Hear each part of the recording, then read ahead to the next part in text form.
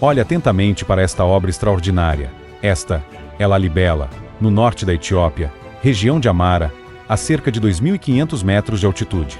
Neste instante, você está diante de um dos mais extraordinários conjuntos de arquitetura escavada em rocha do mundo. Não foi construída pedra sobre pedra. Nada foi erguido com blocos. Tudo foi escavado diretamente na própria rocha. Tudo foi esculpido de cima para baixo. Corredores, túneis, escadarias e templos inteiros surgem de rochas escavadas, em uma escala que continua impressionando até hoje. Uma obra realizada há mais de 800 anos, sem máquinas modernas. Isso não é uma lenda, isso é real. Mas afinal, o que é Lalibela? Muito mais do que uma cidade, em Lalibela, há um complexo religioso esculpido na rocha, formado por igrejas monolíticas ligadas por túneis, corredores e escadarias. Cada caminho conduz a outro templo. Cada detalhe possui um significado espiritual. Não foi planejado apenas para impressionar pela arquitetura, mas para representar um dos mais importantes centros do cristianismo na África. Arqueólogos e engenheiros continuam estudando como uma obra dessa dimensão foi possível. Mas, se tudo isso existe, uma pergunta se torna inevitável. Quem transformou essa visão em realidade? A resposta leva ao rei Gebre Meskel Lalibela, o soberano mais conhecido da dinastia Zag, que governou a Etiópia entre o final do século XII e o início do século XIII. Naquele período, o reino etíope já era um dos mais antigos centros do cristianismo no mundo e buscava afirmar sua identidade religiosa em uma região marcada por grandes mudanças políticas e comerciais. Sob seu governo, a antiga cidade de Roa passou a ser conhecida como Lalibela. Mas um rei não dedicaria anos de seu reinado a uma obra dessa dimensão sem uma razão muito maior. Então, por que construir algo tão extraordinário? Para encontrar essa resposta, é preciso olhar além da Etiópia. Em 1187, Jerusalém foi reconquistada por Saladino, tornando muito mais difícil a peregrinação de cristãos à Terra Santa. Segundo a tradição da Igreja Ortodoxa Etíope, e o entendimento histórico mais aceito, foi nesse contexto que nasceu o projeto de criar uma nova Jerusalém. O objetivo não era substituir a cidade sagrada, nem enfrentar outra religião, mas oferecer aos fiéis um novo centro de peregrinação, preservando sua fé e fortalecendo o reino. Agora a motivação faz sentido, mas ainda resta a pergunta que continua intrigando o mundo: como transformar rochas inteiras em igrejas? Nada começou por acaso. Primeiro foi necessário encontrar uma formação rochosa, capaz de suportar uma obra dessa magnitude. A escolha recaiu sobre um maciço de rocha vulcânica resistente, mas suficientemente trabalhável para ser esculpido com ferramentas manuais. Antes do primeiro golpe, era preciso planejar cada detalhe. A posição das igrejas, os corredores, as passagens, a drenagem da água e a ligação entre todo o complexo precisavam existir no projeto antes mesmo da escavação começar. Um erro poderia comprometer toda a estrutura. O plano estava definido. Agora começava a etapa mais impressionante de todas. Ao contrário de qualquer construção tradicional, nada foi erguido, tudo foi retirado.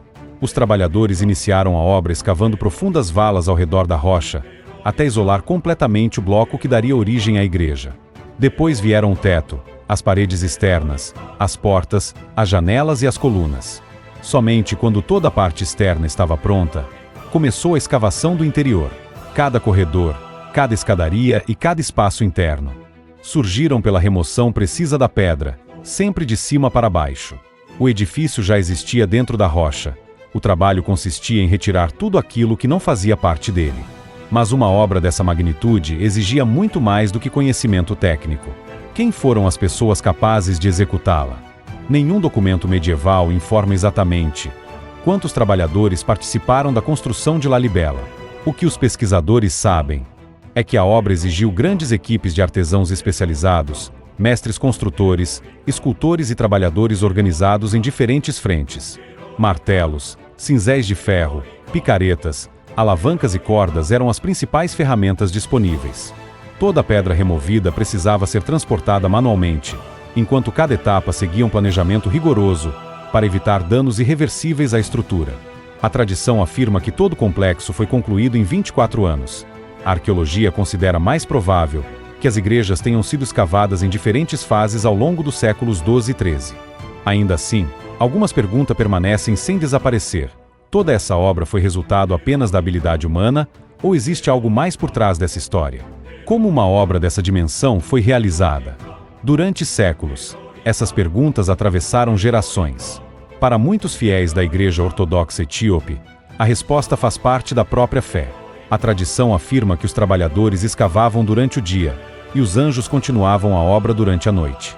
Mas a arqueologia segue outro caminho. Os estudos apontam para planejamento, mão de obra especializada, ferramentas de ferro e um trabalho executado ao longo de muitos anos. Até hoje, não existe evidência científica da participação de anjos. Mas também não existe qualquer dúvida sobre a genialidade humana por trás dessa realização. Fé e ciência oferecem respostas diferentes. Cada uma ocupa o seu próprio lugar. Mas você ainda não viu a verdadeira dimensão de Lalibela. À medida que você avança, Lalibela revela sua verdadeira escala. Não é uma única igreja. São 11 igrejas monolíticas, escavadas diretamente na rocha e distribuídas em um complexo cuidadosamente planejado. Entre elas está Beit Medani Alem, considerada por muitos especialistas a maior igreja monolítica do mundo, com 33 metros de comprimento, 23 metros de largura e 11 metros de altura. Mais adiante surge Beit Georges. Vista do alto, ela forma uma cruz quase perfeita, tornando-se a imagem mais conhecida de Lalibela e um dos maiores símbolos da arquitetura cristã da África. Cada igreja possui identidade própria, mas todas parecem fazer parte de um único projeto. E existe um detalhe que liga todas elas de uma forma surpreendente. Túneis estreitos, corredores escavados na rocha, passagens subterrâneas e escadarias conectam praticamente todo o complexo. Nada foi criado por acaso. Muitos desses caminhos representam locais mencionados na Bíblia e fazem parte da ideia de transformar Lalibela em uma nova Jerusalém.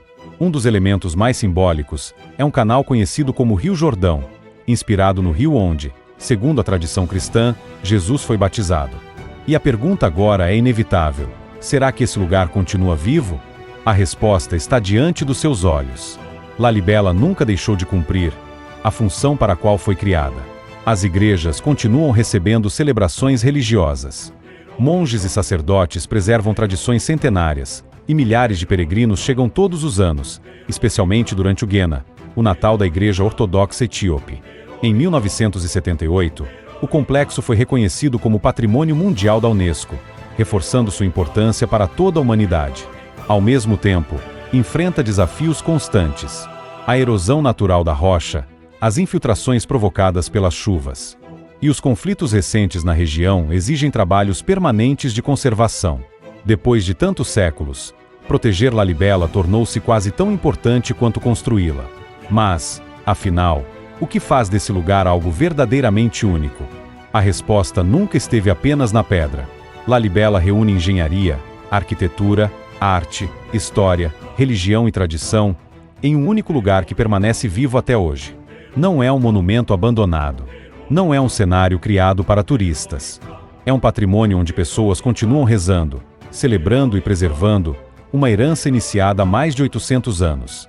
O que começou diante de uma região montanhosa, guarda até hoje uma das maiores realizações da humanidade. É exatamente isso que torna Lalibela inesquecível.